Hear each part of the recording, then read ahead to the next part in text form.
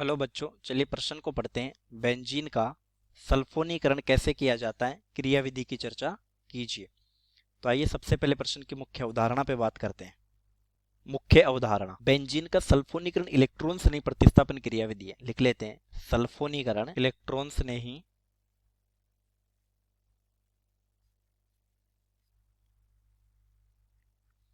प्रतिस्थापन क्रियाविधि। इस अभिक्रिया का अभिकर्मक देख लेते हैं। अभिकर्मक, इसका अभिकर्मक होगा या तो सांद्र H2SO4 या होगा H2S2O7। इसको बोलते हैं ओलियम। तो आइए बेंजीन की इस अभिक्रिया को देखते हैं। ये बेंजीन है प्लस सांद्र H2SO4, अभिक्रिया होगी और हाइड्रोजन की जगह आ जाएगा SO3H और बन जाएगा बेंजीन सल्फोनिक अम्ल। इसका नाम होगा बेंजीन सल्फोनिक अम्ल। चलिए अभिक्रिया की क्रियाविधि को जानते हैं। क्रियाविधि में सबसे पहले देखते हैं इलेक्ट्रॉन स्नेही का निर्माण। इलेक्ट्रॉन स्नेही का सांद्र H2SO4 के दो अणु लेंगे, 2H2SO4। ये टूट जाएगा H प्लस में, plus SO3 plus H3O plus. देखते हैं अभिक्रिया कैसे हुई। ये पहला अणु है H2SO4 का, H2SO4। ये अम्ल की तरह व्यवहार करेगा। हम जानते हैं अम्ल H प्लस देते हैं तो ये H प्लस देगा। फिर इसका संयुग्मी क्षार रह जाएगा HSO4 माइनस। तो ये अम्ल की तरह व्यवहार करेगा। ये H2SO4 का दूसरा अणु होगा S द्विबंध ऑक्सीजन, द्विबंध ऑक्सीजन OH, OH। ऑक्सीजन के पास होंगे लोन पेयर, तो ये लोन पेयर H प्लस को अपनी ओर लेंगे और H प्लस यहां जुड़ जाएगा। और हम जानते हैं जो H प्लस ग्रहण करते हैं उसको क्षार बोलते हैं। तो ये दूसरा अणु क्षार की तरह व्यवहार करेगा।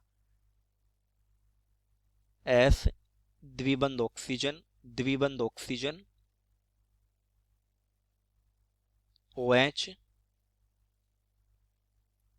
OH, H। ऑक्सीजन पर एक औपचारिक आवेश आ जाएगा, क्षार की तरह व्यवहार करेगा, क्षार की तरह व्यवहार करेगा। क्या होगा कि इस बंध के इलेक्ट्रॉन ऑक्सीजन यहां से लेकर H2O के रूप में बाहर निकल जाएगा, माइनस H2O होगा। तो यहां क्या बन जाएगा, तो जब बंध के इलेक्ट्रॉन H2O के साथ चले गए तो सल्फर पर एक धनावेश रह जाएगा मुक्त संयोजकता के कारण। तो यह बन जाएगा S द्विबंध ऑक्सीजन, द्विबंध ऑक्सीजन OH और यहां पर रह गया एक धनावेश। अब देखिए इस O और H के बीच बंध होगा तो इस बंध के इलेक्ट्रॉन ऑक्सीजन के साथ रह जाएंगे।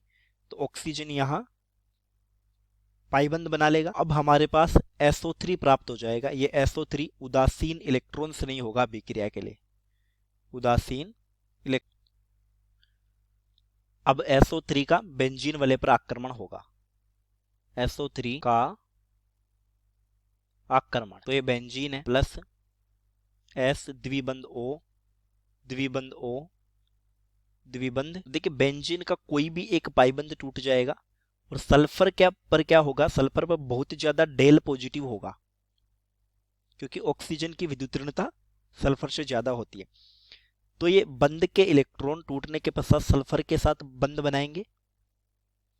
जब सल्फर के साथ बंध बनेगा तो सल्फर हमें पता है 6 संयोजकता रखता है, यानी 6 बंध बनाता है। तो ये वाला एक सल्फर ऑक्सीजन के मध्य का बंध टूट जाएगा, पाई बंध, और ऑक्सीजन पर एक ऋणावेश आ जाएगा। तो होगा क्या, यहां जुड़ गया S द्विबंध ऑक्सीजन, द्विबंध ऑक्सीजन, ऑक्सीजन पर माइनस। जब पाइबंध टूटा था तो इस वाले कार्बन का तो नया बंध बन गया था, लेकिन इस कार्बन पर इलेक्ट्रॉन नहीं रहे तो यहां पर क्या रह जाएगा, एक पॉजिटिव आवेश रह जाएगा, एक धनावेश रह जाएगा। अगले पद में क्या होगा कि ऑक्सीजन को माध्यम से एक H प्लस मिल जाएगा और ये SO3H बन जाएगा। ये बन जाएगा, ये हो गया SO3H। धनावेश अभी भी यही है। अब देखिए बेंजीन ने इस निर्माण प्रक्रिया के दौरान अपनी एरोमेटिकता खत्म कर दी, तो ये वापस अपनी एरोमेटिकता प्राप्त करना चाहेगा। इसलिए होगा क्या कि यहां पर जो हाइड्रोजन था वो अपने बंध के इलेक्ट्रॉन, वो अपने बंध के दोनों इलेक्ट्रॉन यहां दे देगा। इससे धनावेश खत्म हो जाएगा और हाइड्रोजन H+ के रूप में माध्यम में चला जाएगा, -H+, और यहां बन जाएगा क्या हो गया, SO3H। इसको बोलते हैं बेंजीन सल्फोनिक अम्ल। तो हमने संपूर्ण क्रियाविधि को देखा और अभिक्रिया को समझा। उम्मीद करता हूं प्रश्न समझ आया होगा। धन्यवाद।